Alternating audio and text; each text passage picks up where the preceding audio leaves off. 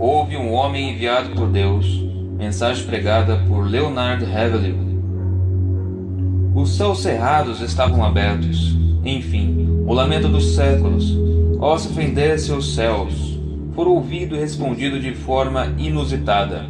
4 longos séculos de noite espiritual foram encerradas pela presença deslumbrante de um homem mais incandescente do que o cometa Halley.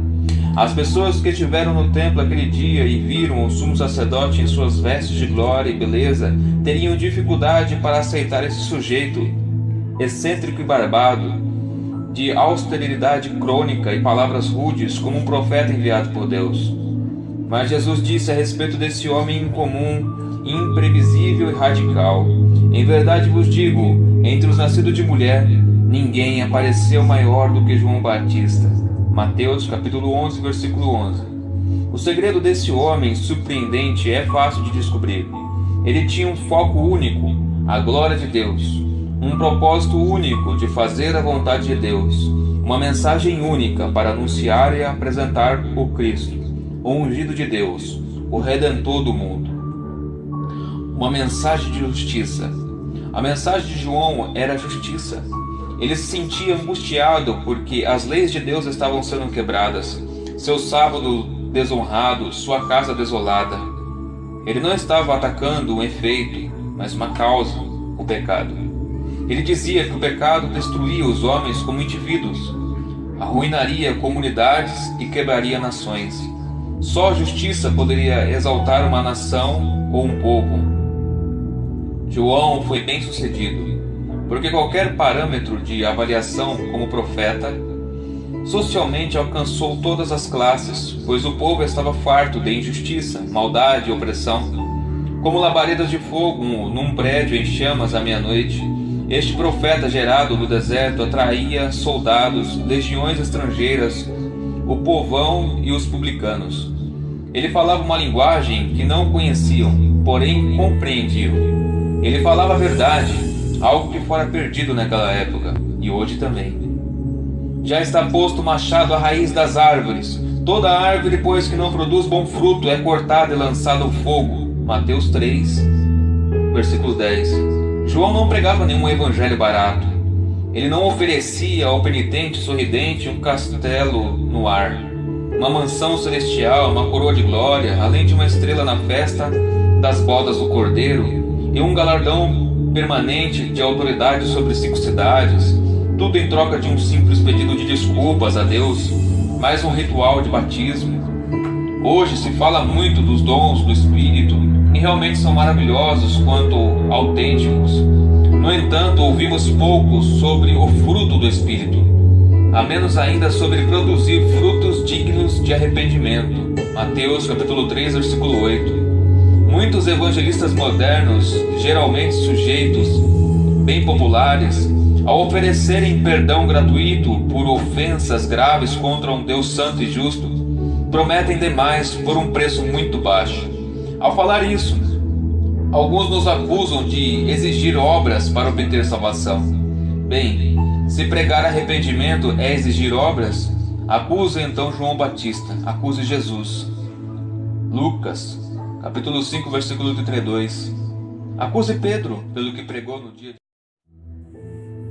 pregação ungida pelo Espírito. Existem tantos tipos de pregação quanto tipos de pregadores. Há pregações que edificam, mas não trazem convicção de pecado.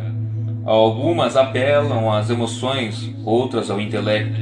As pregações de Jesus, de João Batista e de Pedro atingem a consciência e também a vontade. Os 3 tinham uma coisa em comum: a unção do Espírito Santo. Antes de começar seu ministério, Jesus foi ungido pelo Espírito Santo. O Espírito do Senhor estava sobre mim, pelo que me ungiu para evangelizar. Lucas, capítulo 4, versículo 18. Pedro foi cheio do Espírito Santo e em seguida ergueu a sua voz e pregou ao povo. Atos, capítulo 2. Foi registrado a respeito de João Batista algo que não foi dito de qualquer outro homem: será cheio do Espírito Santo, já do ventre materno. Lucas capítulo 1, versículo 15. Nosso evangelho atual e decadente, com sua ênfase em felicidade, teria chocado João Batista. Tentamos induzir felicidade num coração enfermo pelo pecado. Oferecemos curativos a pacientes que precisam de uma cirurgia espiritual radical para extrair o câncer de carnalidade do coração. Pregamos para trazer paz ao coração. João Batista pregava para produzir pânico. O profeta inabalável abalava a todos os outros. Visualize este quadro. João Batista, ungido pelo Espírito, preparando o caminho do Senhor, abrasava todos os corações enquanto pregava uma palavra viva e poderosa, mais afiada do que qualquer espada de 2 gumes. Soldados pagãos ouviam e descobriam que suas couraças de armadura reluzente não conseguiam impedir as flechas, com pontas de fogo do juízo de Deus, de penetrar no coração. Clamavam aflitos: o que faremos? Lucas capítulo 3, versículo 14. Depois de ver sua linguagem sanguínea de Abraão proclamada inválida para proporcionar misericórdia ou perdão, o povo clamou a João Batista: o que faremos? Lucas capítulo 3, versículo 10.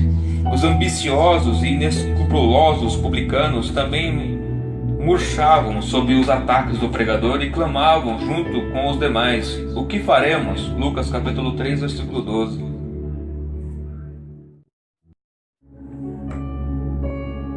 Lágrimas e dores de parto. Os homens que pregam nas nossas campanhas são evangelistas, não avivalistas. Um avivamento abalaria toda a situação vigente. Assim como é impossível um terremoto passar sem causar destruição, um genuíno avivamento gerado pelo Espírito não vem sem causar profundo transtorno moral e espiritual na igreja e no mundo. Com todo o nosso conhecimento e os avanços tecnológicos na agricultura, ainda não conseguimos colher uvas de espinheiros nem figos de abrolhos. Tampouco podemos receber avivamentos do Espírito Santo em transmissão da televisão ou pela organização de cruzadas. Bebês só nascem depois de dores de parto. Isaías capítulo 66, versículo 8. Avivamentos são gerados por gigantes espirituais, não por gente boa de lábia, nem por ministros atrás de vantagens materiais. Deixemos que a história nos ensine algumas lições. Quando uma senhora disse a George Whitefield: Senhor, tenho ouvido 5 pregações suas em 3 dias e cada vez fui banhada com suas lágrimas. Ela estava revelando que o grande ganhador de almas havia chorado, ele mesmo, em favor dos perdidos, no seu recanto secreto. Lembre-se, por favor, naquela época, sem a facilidade de transporte público, a única maneira de chegar a um local de reunião era a pé ou de carruagem, que poucos tinham condições de pagar, ou a cavalo. No entanto, quando a população da cidade de Boston chegava a apenas 12.000 pessoas, 14.000 vinham todas as noites para ouvir Whitefield. A cidade só tinha 12.000. 14 iam. Não havia estradas asfaltadas, restaurantes, hotéis, ônibus ou trens. Tamanho era o magnetismo de um homem cheio do Espírito que multidões vinham para ouvi-lo e eram tocadas por Deus. Um pregador simples, porém incomum, chamado John Smith, veio logo depois de John Wesley. Ele dizia: eu estou buscando batismos mais profundos com o Espírito Santo. Se nós sempre nos enchêssemos do Espírito antes de chegar à casa de Deus, veríamos muitos sinais e maravilhas. Lágrimas em favor dos perdidos era um exercício diário desses avivalistas. O poderoso Jeremias disse: mas se isto não ouvirdes, a minha alma chorará em segredo por causa da vossa soberba. Chorarão os meus olhos amargamente e se desfarão em lágrimas. Jeremias capítulo 13, versículo 17. O príncipe de todos os pregadores chorou sobre Jerusalém. Lucas capítulo 19, versículo 41. Arthur Fawcett disse: o profeta é uma manifestação da atividade de Deus. A história comprova essa opinião. Uma experiência com Deus que não custa nada, não tem valor algum e não produz resultado algum. Eu estou convencido de que a razão por que não temos avivamentos que abalam o mundo como antigamente é que estamos satisfeitos sem eles. Ao examinarmos as histórias dos santos passados, vemos que campanhas evangelísticas podem ser iniciadas e encerradas de acordo com os caprichos dos homens, enquanto avivamentos só virão com enorme custo de lágrimas, dores de parto e a misericórdia de um Deus soberano. Estou certo de que somos ineficazes quando pregamos para os homens porque somos impotentes em suplicar em oração diante de Deus. Conte-me, com todo entusiasmo, sobre a pregação de Finney, como ela abalava os ouvintes e transtornava o coração de todos. A minha resposta é sim, mas lembre que Nash, Carey o sustentavam em oração, 24 horas por dia, como Arão e Hur seguravam as mãos de Moisés. Enquanto Finney suplicava aos homens em público, Nash e Carey suplicavam diante do Senhor em secreto. Resultado: avivamento. Deus tinha seus profetas. Que nenhum cristão deixe o coração ficar abalado por verem o inimigo entrando como inundação e por não ouvirem ainda a voz do profeta na terra. Deus esconde os seus homens. Eles aparecerão sem etiqueta de preço, sem nada para vender, nada para divulgar, a não ser a mensagem de Deus.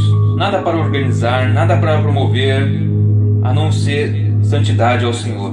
João Batista veio numa hora crítica da história de Israel. As almas sedentas iam atrás dele no calor do deserto. Lembremos outra vez das palavras chocantes e pungentes do professor Howard Good no seminário Augsburg. O cristianismo não foi servido ao mundo numa travessa de prata. Nasceu num mundo sofisticado dominado por um poder totalitário. A Inglaterra, espiritualmente morta sob ensinamentos do deísmo e contaminada em larga escala com a corrupção política, não ofereceu um ambiente muito propício o receptivo para o estudante de Oxford, John Wesley. Injusta cobrança desleal de impostos, vícios, alcoolismo eram comuns. Essa nação corrupta na política, congelada na igreja, nos púlpitos e nos bancos, Wesley trouxe a tocha da pregação ungida pelo Espírito, e a nação se derreteu diante dele. Agora olhe para o Brasil. Momento para reflexão. Que diferença há no século XXI? Agora, 2018. Que diferença há? Vamos continuar a ouvir. Os líderes e promulgadores de doutrinas falsas, com amplos fundos para espalhar suas falsas doutrinas por todo o mundo, representam maiores desafios hoje do que aqueles que foram enfrentados por John Wesley e Finney, porém não acima da capacidade de Deus. A mensagem evangelística atual oferece aos homens uma mudança de destino, mas a regeneração bíblica oferece uma nova personalidade gerada pelo Espírito e só depois um novo destino. Avivamento é uma obra divina e é maravilhoso aos nossos olhos. Avivalistas com lágrimas nos olhos e corações partidos geram pecadores com lágrimas nos olhos e corações quebrantados, aos pés de um Deus santo. Avivamento genuíno, dizia o amado Dr. Tozer, muda o clima moral de uma comunidade. Homens como João Batista gravaram seus nomes em letras de fogo na história do mundo. Outra vez repito, o custo de chegar perto do coração de Deus, de ouvir a voz de Deus e fazer a vontade de Deus não é pequeno. Deus não pode ser apressado. A região isolada do deserto solitário, sem recursos atrativos ou vozes, é o lugar onde a sarça arde, onde a voz de Deus é ouvida, onde a visão é transmitida, onde o casamento com a vontade divina acontece.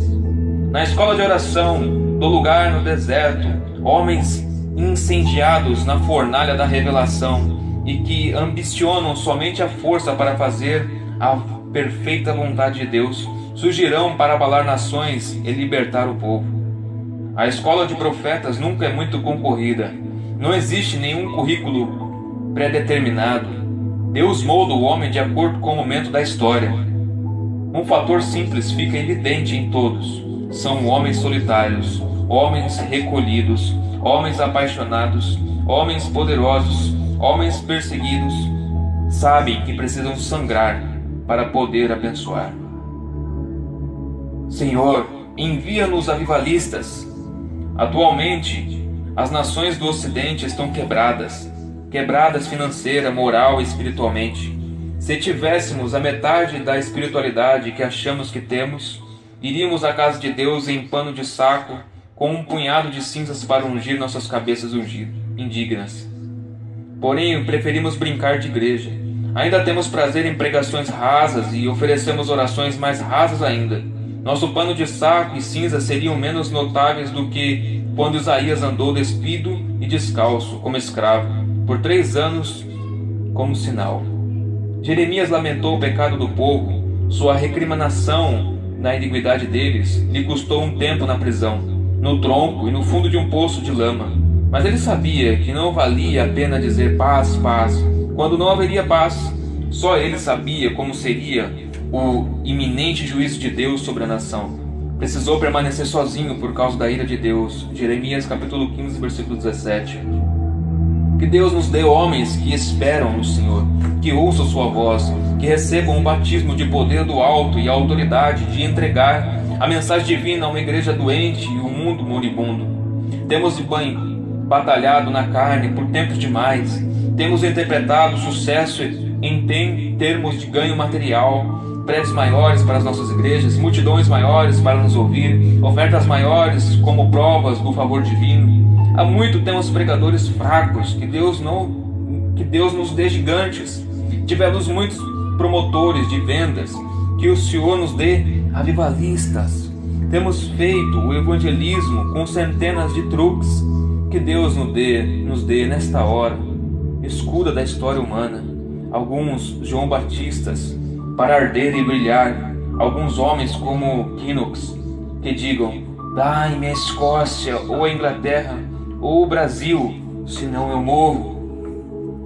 Leonard Ravenhill, 1907-1994. Amém. Amém.